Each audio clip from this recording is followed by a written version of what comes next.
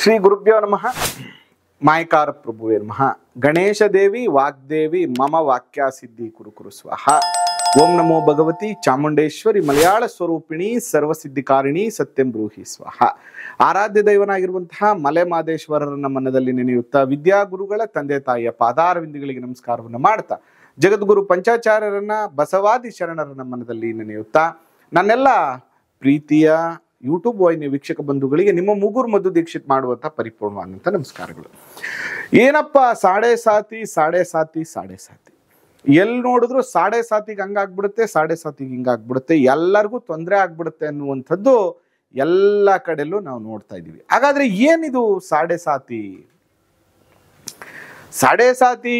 ಯಾವುದೇ ಒಬ್ಬ ವ್ಯಕ್ತಿಯ ಜನ್ಮ ರಾಶಿಯ ಇಂದಿನ ರಾಶಿಗೆ ಶನಿ ಮಹಾತ್ಮರು ಬಂದಾಗ ಆ ರಾಶಿಯಲ್ಲಿ 2.5 ವರ್ಷ, ತಮ್ಮ ರಾಶಿಯಲ್ಲಿ 2.5 ವರ್ಷ, ಮುಂದಿನ ರಾಶಿಯಲ್ಲಿ 2.5 ವರ್ಷ, ಒಟ್ಟು 7.5 ವರ್ಷ ಸಂಚಾರ ಮಾಡುವ ಕಾಲವನ್ನ ನಾವು ಸಾಡೆ ಸಾತಿ ಅಂತ ಕರಿತೀವಿ.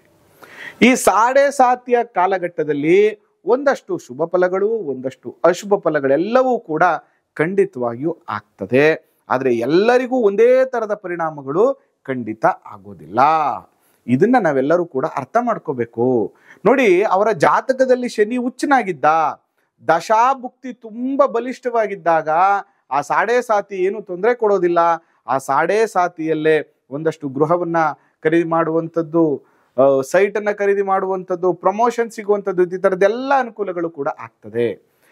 ಯಾವಾಗ ಪಾಪಗ್ರಹಗಳ ದುಸ್ಥಾನಗಳ ಆ ದಶಾಭುಕ್ತಿ ನಡೆಯುವಾಗ ಸಾಡೆ ಸಾತಿ ಇರುತ್ತೋ, ಆ ವ್ಯಕ್ತಿಗೆ ಗುರುಬಲವೂ ಇರೋದಿಲ್ವೋ, ಆ ಸಂದರ್ಭದಲ್ಲಿ ಅದರ ಪರಿಣಾಮಗಳನ್ನ ಅವರು ಕರ್ಮವನ್ನ ಅನುಭವಿಸ್ಬೇಕಾಗ್ತದೆ. ಅದಕ್ಕೆ ನಾವು ಯಾವಾಗ್ಲೂ ಏನ್ ಹೇಳ್ತೀವಿ ಅಂದ್ರೆ ಶನಿಯನ್ನ ಕರ್ಮಕಾರಕ ಗ್ರಹ ಅಂತ ಕರೆದ್ವಿ. ಸಾಡೆ ಸಾತಿಯಲ್ಲಿ ಏನನ್ನ ಅನುಭವಿಸ್ತೀವಿ? ನಮ್ಮ ಕರ್ಮ ಫಲವನ್ನ ಅನುಭವಿಸ್ತೀವಿ. ನೀವು ಪಾಸ್ಟ್ ಹೇಗೆ ನಿಮ್ಮ ಲೈಫ್ ಸ್ಟೈಲ್ ಹೇಗಿದೆ, ನೀವು ಏನೆಲ್ಲ ಮಾಡ್ಕೊಂಡು ಬಂದಿದ್ದೀರಿ, ಅದರ ಮೇಲೆ ನಿಮ್ಮ ಕರ್ಮ ಫಲದ ಅನುಸಾರವಾಗಿ ಪ್ರತಿಫಲವನ್ನ ಅವರು ಅನುಭವಿಸ್ಬೇಕಾಗ್ತದೆ. ಅದರ ಜೊತೆಗೆ ಮಕರ ಕುಂಭ ರಾಶಿ ಮತ್ತು ಈಗ ಮೀನರಾಶಿಯವರಿಗೆ ಸಾಡೆ ಸಾತಿ ಅಂದ ತಕ್ಷಣ ಅವರೆಲ್ಲರಿಗೂ ಒಂದೇ ತರದ ಸಮಸ್ಯೆಗಳಾಗ್ತದೆ ಅಂತಲ್ಲ. ಅದರ ಒಂದು ಟೆಕ್ನಿಕ್ ಅನ್ನ, ಅದರ ಒಂದು ವಿಷಯವನ್ನ ನಾನು ನಿಮಗೆ ತಿಳಿಸ್ಕೊಡ್ತೀನಿ. ನೋಡಿ, ಈಗ ಎಕ್ಸಾಂಪಲ್ ನಿಮಗೆ ಮುಂದಿನ ವರ್ಷ 2025 ಯುಗಾದಿ ಅಮಾವಾಸ್ಯೆಯ ದಿನ ಶನೇಶ್ವರ ಸ್ವಾಮಿ ಮೀನರಾಶಿಯನ್ನ ಪ್ರವೇಶ ಮಾಡ್ತಾರೆ. ಈಗ ಕುಂಭರಾಶಿಯಲ್ಲಿದ್ದಾರೆ, ನೆಕ್ಸ್ಟ್ ಅವರು ಮೀನರಾಶಿಗೆ ಹೋಗ್ತಾರೆ. ನೋಡಿ, ಮಕರ ರಾಶಿಯವ್ರಿಗೆ ಆಲ್ಮೋಸ್ಟ್ ಸಾಡೆ ಸಾತಿಯ ಮುಕ್ತಾಯ ಮುಗ್ದೋಯ್ತು, 7.5 ವರ್ಷ ಮುಕ್ತಾಯ ಆಯ್ತು. ಆದ್ರೆ ಈ ಕುಂಭರಾಶಿಯವ್ರಿಗಿದೆಯಲ್ಲ 2.5 + 2.5 5 ವರ್ಷಗಳು ಮುಕ್ತಾಯ ಆಗಿ ಕೊನೆಯ 2.5 ವರ್ಷ ಬಾಕಿ ಇರುತ್ತೆ ಮುಂದಿನ ಯುಗಾದಿ ಹಬ್ಬದಿಂದ. ಹಾಗಾದ್ರೆ ಈ ಮೀನರಾಶಿಯಲ್ಲಿ ಜನನಾಗಿರುವಂಥವ್ರಿಗೆ 2.5 ವರ್ಷ ಮುಕ್ತಾಯ ಆಗುತ್ತೆ. ಮುಂದೆ 5 ವರ್ಷಗಳ ಕಾಲ ಸಾಡೆ ಸಾತಿಯ ಪರಿಣಾಮಗಳನ್ನ ಅವರು ಅನುಭವಿಸ್ಬೇಕಾಗ್ತದೆ. ಇನ್ನು ಮೇಷರಾಶಿಯವ್ರಿಗೆ ಏನಾಗ್ತಾ ಇದೆ ಅಂದ್ರೆ ಸಾಡೆ ಸಾತಿ ಮುಂದಿನ ಯುಗಾದಿ ಹಬ್ಬದಿಂದ, ಹೊಸ ವರ್ಷದಿಂದ ಈ ಮೇಷರಾಶಿಯಲ್ಲಿ ಜನನ ಆಗಿರುವಂಥವ್ರಿಗೆ ಸಾಡೆ ಸಾತಿ ಪ್ರಾರಂಭ ಆಗ್ತಾ ಇದೆ. ಇದನ್ನ ನಾವು ಗಮನದಲ್ಲಿ ಇಟ್ಕೋಬೇಕು.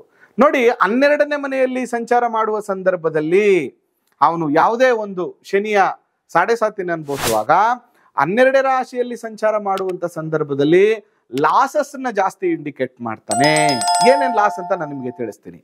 ಜನ್ಮದಲ್ಲಿ ಸಂಚಾರ ಮಾಡುವಾಗ ದೈಹಿಕ ಪೀಡೆ, ರೋಗ ಬಾಧೆಗಳು, ಅವಮಾನಗಳು, ಅಪವಾದಗಳು, ಅಗೌರವ, ಕೆಲಸದಲ್ಲಿ ತೊಂದರೆ ಆಗುವಂಥದ್ದನ್ನ ಮಾಡಿದ್ರೆ ಕೊನೆಯ 2.5 ವರ್ಷದಲ್ಲಿ ಅವನ ಕರ್ಮಾನುಸಾರೇಣ ಶುಭ ಫಲವನ್ನಾದ್ರೂ ಅನುಭವಿಸ್ಬೋದು ಅಥವಾ ಅಶುಭ ಫಲವನ್ನಾದ್ರೂ ಅದನ್ನು ಅನುಭವಿಸ್ಬೋದು, ಮತ್ತು ಆರ್ಥಿಕ ಅಭಿವೃದ್ಧಿಯನ್ನ ಕಾಣಬಹುದು, ಕೌಟುಂಬಿಕ ಸಂತೋಷವನ್ನ ಕೂಡ ಅವನು ಕಾಣಬಹುದು. ಅದರಿಂದ ಈ ಸಾಡೆ ಸಾತಿಯನ್ನ ಸ್ವಲ್ಪ ಎಚ್ಚರಿಕೆಯಿಂದ ನಾವು ಗಮನದಲ್ಲಿರಿಸ್ಕೋಬೇಕಾಗತ್ತೆ. ಹಾಗಾದ್ರೆ ಎಲ್ಲ ಮಕರ ಕುಂಭ ರಾಶಿಯವರಲ್ಲಿ ಜನನ ಆಗಿರುವಂಥವ್ರಿಗೆ ಈ ಸಾಡೆ ಸಾತಿ ಪರಿಣಾಮಗಳು ಒಂದೇ ತರ ಇರುತ್ತಾ ಅಂದ್ರೆ ಖಂಡಿತವಾಗಿಯೂ ಒಂದೇ ತರ ಇರೋದಿಲ್ಲ. ನೋಡಿ, ಎಕ್ಸಾಂಪಲ್, ಅದಕ್ಕೆ ನಾ ಯಾವಾಗ್ಲೂ ಹೇಳ್ತಾ ಇರ್ತೀನಿ, ಒಂದು ಸರಿ ನಿಮ್ಮ ಜಾತಕವನ್ನ ತೋರಿಸ್ಕೊಳ್ಳಿ. ಅದಕ್ಕೆ ಈ ಸಾಡೆ ಸಾತಿ ಆರಂಭ ಕಾಲಘಟ್ಟದಲ್ಲಿ ಹೇಗಿರ್ಬೇಕು, ಸಾಡೆ ಸಾತಿ ನಡೆಯುವಾಗ ಹೇಗಿರ್ಬೇಕು ಅಂದ್ರೆ ಸ್ವಂತಕ್ಕೆ ಆಸ್ತಿ ಮಾಡ್ಕೋಬೇಕು, ಸ್ವಂತವಾಗಿ ಏನಾದ್ರು ಉಳಿತಾಯವನ್ನ ಮಾಡ್ಕೋಬೇಕು ಹೊರತು ಪಾರ್ಟ್ನರ್ಶಿಪ್ ಮಾಡುವಂಥದ್ದು, ಪಾಲುದಾರಿಕೆಯನ್ನ ಮಾಡುವಂಥದ್ದು, ದೊಡ್ಡ ದೊಡ್ಡ ಕೆಲಸಗಳಿಗೆ, ಕಾರ್ಯಗಳಿಗೆ ಪಾರ್ಟ್ನರ್ಶಿಪ್ ಅಲ್ಲಿ ಇನ್ವೆಸ್ಟ್ಮೆಂಟ್ ಮಾಡುವಂಥದ್ದು, ಕೆಲಸವನ್ನ ಪದೇ ಪದೇ ಬದಲಾಯಿಸುವಂತ ಕೆಲಸವನ್ನ ಈ ಸಾಡೆ ಸಾತಿಯಲ್ಲಿ ಮಾಡಬಾರ್ದು. ಯಾಕಂದ್ರೆ ನಿಮ್ಗೆ ದಶಾಭುಕ್ತಿಯು ಏನಾದ್ರೂ ಕೆಟ್ಟಿದ್ರೆ ಈ ಸಾಡೆ ಸಾತಿಯಲ್ಲಿ ತೆಗೆದುಕೊಳ್ಳುವಂತಹ ನಿರ್ಧಾರಗಳಿಂದ ನಿಮ್ಗೆ ಮುಂದಿನ ದಿನಗಳಲ್ಲಿ ಅತೀವವಾದ ಕೆಟ್ಟ ಸಮಸ್ಯೆಗಳನ್ನ ನೀವು ಅನುಭವಿಸ್ಬೇಕಾಗ್ತದೆ. ನೋಡಿ ಎಕ್ಸಾಂಪಲ್, ಈಗ ಕುಂಭರಾಶಿಯವ್ರಿಗೆ ಆಲ್ಮೋಸ್ಟ್ ಡಿಸೆಂಬರ್ ಇಂದ ಮಾರ್ಚ್ ಅಂದ್ರೆ 4 ತಿಂಗಳು ಶನಿ ಕುಂಭದಲ್ಲಿರ್ತಾನೆ. ಮೀನರಾಶಿಯವ್ರಿಗೆ ಜನ್ಮದಲ್ಲಿ ಮುಂದಿನ ಬಾರಿ ಬರ್ತಾನೆ, ಅಥವಾ ಈಗ 12ನೇ ಮನೆಯಲ್ಲಿ ಅವನು ಸಂಚಾರವನ್ನ ಮಾಡ್ತಾ ಇದ್ದಾನೆ. ನೋಡಿ ಎಕ್ಸಾಂಪಲ್, ಈ ಕುಂಭದಲ್ಲಿರುವಂತ ಶನಿ ಬಗ್ಗೆ ನಾವು ಫಲ ಹೇಳುವಂಥದ್ದಾದ್ರೆ, ಯಾರಾದ್ರೂ ಮೇಷ ಲಗ್ನದಲ್ಲಿ ಜನನ ಆಗಿರುವಂಥವ್ರಿದ್ರೆ, ಮೇಷ ಲಗ್ನದಲ್ಲಿ ಜನನ ಆಗಿ ಅವ್ರಿಗೆ ಸಾಡೆ ಸಾತಿ ಅಂದ್ರೆ ಕುಂಭರಾಶಿಯ ಸಾಡೆ ಸಾತಿ ನಡೀತಾ ಇದ್ರೆ ಅವ್ರಿಗೆ ಏನಾಗುತ್ತೆ, ಬಾಧಕ ಸ್ಥಾನ ಅಂದ್ರೆ ಅವರ ಆದಾಯದಲ್ಲಿ ತೊಂದರೆ, ಲಾಸಸ್ ಅನ್ನ ಅವನು ತೋರಿಸ್ತಾನೆ. ಅಕಸ್ಮಾತ್ ಅವ್ರೇನಾದ್ರೂ ವೃಷಭ ಲಗ್ನದಲ್ಲಿ ಜನನ ಆಗಿದ್ರೆ ಕೆಲಸ ಮಾಡುವಂತಹ ವಿಷಯದಲ್ಲಿ, ಕೆಲಸದ ಜಾಗದಲ್ಲಿ ಅನೇಕ ತೊಂದರೆಯನ್ನ ಅನುಭವಿಸ್ತಾರೆ. ಅದೇ ಏನಾದ್ರೂ ಅವರು ಮಿಥುನ ಲಗ್ನದಲ್ಲುಟ್ಟಿ ಕುಂಭರಾಶಿಯಲ್ಲಿ ಜನನ ಆಗಿದ್ರೆ ಅವ್ರಿಗೆ ಭಾಗ್ಯ ಅದೃಷ್ಟ ಏನಾಗುವಂಥದ್ದು, ಹೊರದೇಶ ಪ್ರಯಾಣದಲ್ಲಿ ತೊಂದರೆ ಆಗುವಂಥದ್ದು, ಪಿತ್ರಾರ್ಜಿತ ಆಸ್ತಿ ಲಿಟಿಗೇಷನ್ ಆಗುವಂಥದ್ದು, ತಂದೆಯ ಜೊತೆ ಕಲಹಗಳು ಉಂಟಾಗುವಂಥದ್ದು, ಈ ರೀತಿಯ ಸಮಸ್ಯೆಗಳನ್ನು ಅನುಭವಿಸ್ತಾರೆ. ಅದೇ ಕರ್ಕಾಟಕ ರಾಶಿಯಲ್ಲಿ ಹುಟ್ಟಿ ಕುಂಭರಾಶಿಯಲ್ಲಿ ಜನನ ಆಗಿದ್ರೆ ಅವ್ರಿಗೆ ದೀರ್ಘ ರೋಗಗಳು, ಆಸ್ಪತ್ರೆಯಲ್ಲಿ ಅಡ್ಮಿಟ್ ಆಗುವಂತಹ ಪರಿಸ್ಥಿತಿ, ಅನಾರೋಗ್ಯದ ಪರಿಸ್ಥಿತಿಗಳು, ತುಂಬಾ ಹೆಲ್ತ್ ಪ್ರಾಬ್ಲಮ್ಗೆ ದುಡ್ಡನ್ನ ಖರ್ಚು ಮಾಡುವಂತಹ ಪರಿಸ್ಥಿತಿಗಳು ಅವ್ರಿಗೆ ಉಂಟಾಗ್ತದೆ. ಅದೇ ಸಿಂಹ ಲಗ್ನದಲ್ಲಿ ಜನನ ಆಗಿ ಅವ್ರಿಗೆ ಕುಂಭ ರಾಶಿಯಲ್ಲಿ ಅವರೇನಾದ್ರೂ ಜನನ ಆಗಿರುವಂತಹ ಸಂದರ್ಭದಲ್ಲಿ ಅವರು ಅನೇಕ ತರದ ವೈವಾಹಿಕ ಜೀವನದ ತೊಂದರೆಯನ್ನ ಅನುಭವಿಸುವಂಥದ್ದು, ಕೌಟುಂಬಿಕ ಕಲಹವನ್ನ ಅನುಭವಿಸುವಂತಹ ಒಂದು ಪರಿಸ್ಥಿತಿ, ಪಾಲುದಾರಿಕೆಯ ವ್ಯವಹಾರದಲ್ಲಿ ನಷ್ಟವನ್ನ ಅನುಭವಿಸುವಂಥದ್ದು, ಮದುವೆ ಆಗುವ ಹಂತಕ್ಕೆ ಬಂದು ಕ್ಯಾನ್ಸಲ್ ಆಗುವಂಥದ್ದು, ಈ ತರ ಅನೇಕ ಸಮಸ್ಯೆಯನ್ನ ಇವರು ಅನುಭವಿಸ್ಬೇಕಾಗ್ತದೆ. ಕನ್ಯಾ ಲಗ್ನದಲ್ಲಿ ಹುಟ್ಟಿ ಅವ್ರೇನಾದ್ರೂ ಕುಂಭ ರಾಶಿಯಲ್ಲಿ ಹುಟ್ಟಿದ್ರೆ ಅವರು ಸಾಲ ಬಾಧೆಯಲ್ಲಿ ಸಿಲುಕಿಕೊಳ್ಳುವಂಥದ್ದು, ಅನಾರೋಗ್ಯದಲ್ಲಿ ಸಿಕ್ಕಿಕೊಳ್ಳುವಂಥದ್ದು, ಮತ್ತು ಗೊತ್ತಿಲ್ಲದೆ ಹೋಗಿ ಮಾಡುವಂತಹ ವ್ಯವಹಾರಗಳಿಂದ ಋಣಬಾಧೆಯಲ್ಲಿ ಜಾಸ್ತಿ ಆಗುವಂಥದ್ದು, ಆರೋಗ್ಯದ ವಿಷಯದಲ್ಲಿ ಅನೇಕ ತೊಂದರೆಯನ್ನು ಅನುಭವಿಸುವಂಥ ಸಾಧ್ಯತೆಗಳು ಅವರಿಗೆ ಜಾಸ್ತಿ ಆಗ್ತದೆ. ಅದೇ ಏನಾದ್ರೂ ತುಲಾ ಲಗ್ನದಲ್ಲಿ ಹುಟ್ಟಿದ್ರೆ, ಕುಂಭ ರಾಶಿಯಲ್ಲಿ ಅವರು ಜನನ ಆಗಿದ್ರೆ ಮಕ್ಕಳ ವಿಚಾರದಲ್ಲಿ ತೊಂದರೆ, ಅಬಾರ್ಷನ್ಸ್ ಆಗುವಂಥದ್ದು, ಸಂತಾನ ವಿಳಂಬ ಆಗುವಂಥದ್ದು, ಅಥವಾ ಮಕ್ಕಳ ಆರೋಗ್ಯದಲ್ಲಿ ಸಮಸ್ಯೆ ಆಗುವಂಥದ್ದು, ಹೈಯರ್ ಎಜುಕೇಶನ್ ಡಿಗ್ರಿ ಎಜುಕೇಶನ್ ಅಲ್ಲಿ ತೊಂದರೆ ಆಗುವಂಥದ್ದು, ಈ ತರದ ಸಮಸ್ಯೆಗಳನ್ನ ಅವರು ಅನುಭವಿಸ್ಬೇಕಾಗ್ತದೆ. ಅದೇ ಏನಾದ್ರೂ ವೃಶ್ಚಿಕ ಲಗ್ನದಲ್ಲಿ ಜನನ ಆಗಿ ಕುಂಭರಾಶಿಯಲ್ಲಿ ಜನನ ಆಗಿದ್ರೆ ನೋಡಿ ಅವ್ರಿಗೆ ಏನಾಗುತ್ತೆ, ವಾಹನದಲ್ಲಿ ಅಪಘಾತ ಆಗುವಂಥದ್ದು, ಮತ್ತು ಮಾನಸಿಕ ನೆಮ್ಮದಿ ಹಾಳಾಗುವಂಥದ್ದು, ತಾಯಿಯ ಆರೋಗ್ಯದಲ್ಲಿ ಸಮಸ್ಯೆಗಳನ್ನ ಅನುಭವಿಸುವಂಥದ್ದು, ಮತ್ತು ಪ್ರಾಪರ್ಟಿ ವಿಚಾರದಲ್ಲಿ ತೊಂದರೆಗಳಾಗುವಂತಹ ಸಮಸ್ಯೆಗಳನ್ನ ಅವರು ಅನುಭವಿಸ್ಬೇಕಾಗ್ತದೆ. ಇನ್ನು ಧನುರ್ ಲಗ್ನದಲ್ಲಿ ಹುಟ್ಟಿ ಏನಾದ್ರೂ ಕುಂಭರಾಶಿಯಲ್ಲಿ ಅವ್ರೇನಾದ್ರೂ ಜನನ ಆಗಿದ್ರೆ ಧೈರ್ಯವನ್ನ ಕಳ್ಕೊಳ್ಳುವಂಥದ್ದು, ಭಯ ಆತಂಕಗಳು ಅವ್ರನ್ನ ಆವರಿಸ್ಕೊಳ್ಳುವಂಥದ್ದು, ತುಂಬಾ ಟೆನ್ಷನ್ ಅನ್ನು ತಗೊಳ್ಳುವಂಥದ್ದು, ಈ ತರದ, ಮತ್ತು ತಂಗಿಯ ವಿಚಾರದಲ್ಲಿ, ತಮ್ಮನ ವಿಚಾರದಲ್ಲಿ ತೊಂದರೆಯನ್ನು ಅನುಭವಿಸುವಂತಹ ಪರಿಸ್ಥಿತಿಗಳು ಅವ್ರಿಗೆ ಉಂಟಾಗ್ತದೆ. ಇನ್ನು ಮಕರ ಲಗ್ನದಲ್ಲಿ ಹುಟ್ಟಿ ಏನಾದ್ರೂ ಅವರು ಕುಂಭರಾಶಿಯಲ್ಲಿ ಹುಟ್ಟಿದ್ರೆ ಕೌಟುಂಬಿಕ ಕಲಹ, ಫೈನಾನ್ಷಿಯಲಿ ಪ್ರಾಬ್ಲಮ್ಸ್, ಆರ್ಥಿಕ ಸಂಕಷ್ಟದಲ್ಲಿ ಸಿಲುಕಿಕೊಳ್ಳುವಂಥದ್ದು, ಕುಟುಂಬದಲ್ಲಿ ಧೋರಣೆಗಳಿಗೆ ತುತ್ತಾಗುವಂಥದ್ದು, ಕುಟುಂಬದ ವಿಚಾರದಲ್ಲಿ ಪ್ರಾಬ್ಲಮ್ ಮಾಡ್ಕೊಳ್ಳುವಂಥದ್ದು, ಮತ್ತು ಹಣಕಾಸಿನ ತೊಂದರೆಯನ್ನು ಅವರು ಅನುಭವಿಸ್ಬೇಕಾಗ್ತದೆ. ಅದೇ ಕುಂಭಲಗ್ನ ಕುಂಭರಾಶಿ ಎರಡೂ ಒಂದೇ ಆಗಿತ್ತು ಅಂತ ಅನ್ಕೊಂಡ್ರೆ ಅವ್ರಿಗೆ ಪ್ರಾಬ್ಲಮ್ ಏನಾಗುತ್ತೆ ಅಂದ್ರೆ ದೈಹಿಕವಾದಂತಹ ಪೀಡೆ, ಮಾನಸಿಕ ನೆಮ್ಮದಿ ಹಾಳಾಗುವಂಥದ್ದು, ನಿದ್ರಾಹೀನತೆ ಸಮಸ್ಯೆ, ಸೋಮಾರಿತನ, ಈ ತರದ ಅನೇಕ ಸಮಸ್ಯೆಗಳನ್ನ ಅವರು ಅನುಭವಿಸ್ಬೇಕಾಗ್ತದೆ.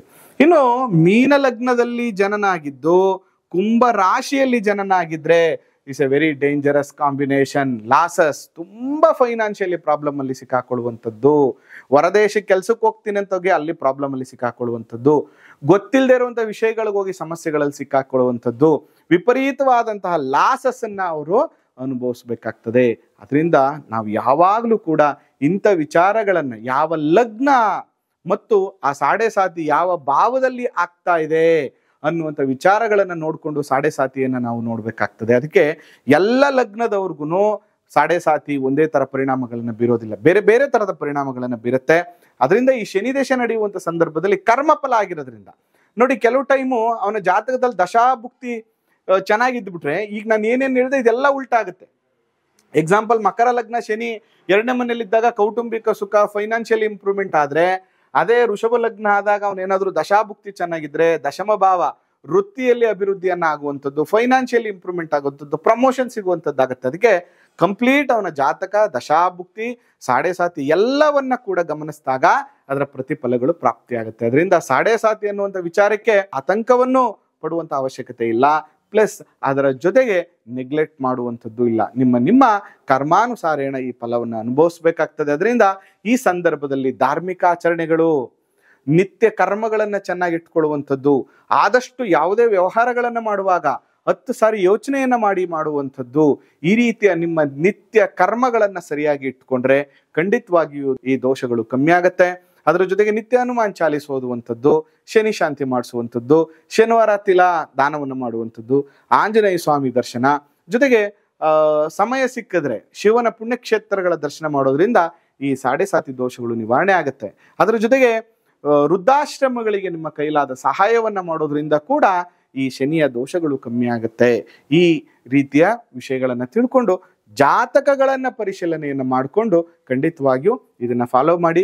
ಜನ್ಮ ಜಾತಕಗಳಿಗೆ ಮಾತ್ರ ಇದು ಅಪ್ಲಿಕೇಬಲ್ ಆಗೋದಿಲ್ಲ.